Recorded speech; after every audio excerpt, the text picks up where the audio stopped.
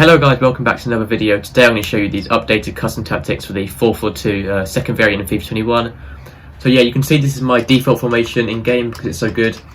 So I'm going to get straight into here and show you the custom tactics. But just before we start, I also want to mention it would really help me out if you could subscribe. If you're a new viewer, returning viewer, it doesn't matter, it'd just be really useful if you could. But we're going to get straight into the tactics now.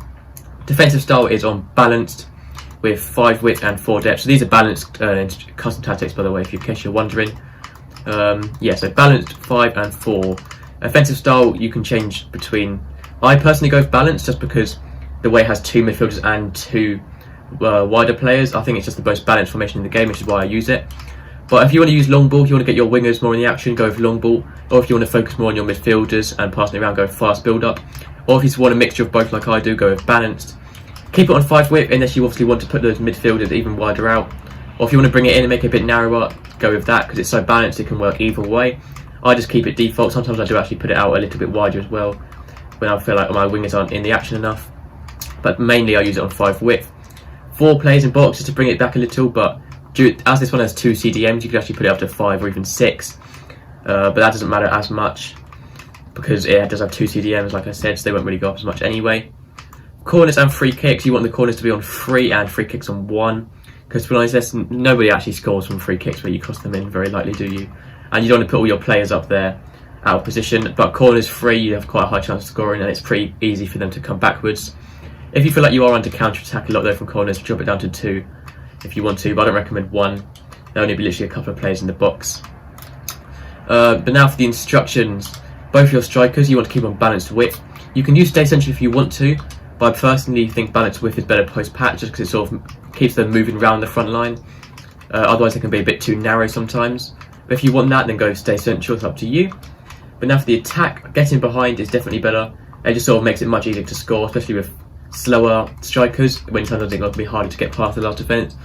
But even if you have fast ones, it's even better as well, obviously, because then they can just break through and you're more likely to get a one-on-one opportunity where you're most likely going to score. So make sure you have getting behind on and also stay forward. Just so your strikers are always up there when you need them. Especially when getting behind.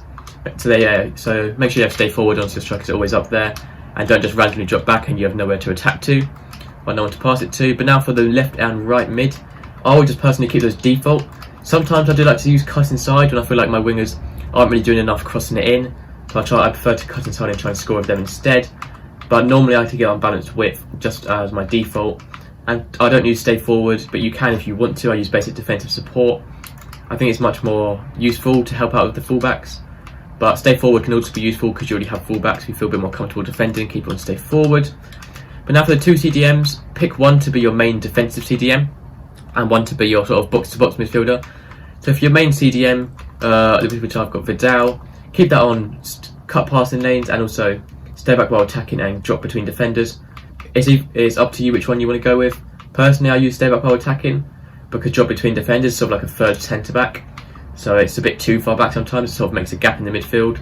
So stay back while attacking, and also make sure you have cover centre on. Do not leave that on cover wing.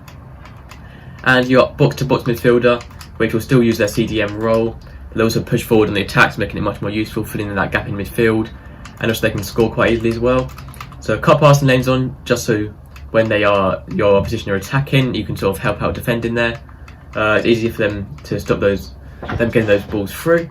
Attacking support, stay back well, get forward. You want to make sure that can get forward. So when you are attacking, it's more like a box-to-box midfielder. That's pushing up as well, and also make sure you have cover centre on as well. 2 centre backs, leave those default. Fullbacks, make sure you have overlap on both of them, and then balanced attack or stay back while attacking is up to you. Personally, I much prefer stay back while attacking, otherwise they can get too far up, much harder to defend. A balanced attack if you want them to attack as well, but it's probably better if you have very fast fullbacks as well. But personally, I'd go with stay back while attacking. And lastly, for goalkeeper, comes to crosses and sweeper keeper is just much better to challenge for those loose balls, much higher chance of saving those one-on-ones when you're defending. And yeah, so that is the updated custom tactics for the 4-4-2 second variant. I will make another video on the 4-4-2, just the first variant if you want those as well. And that will come probably tomorrow.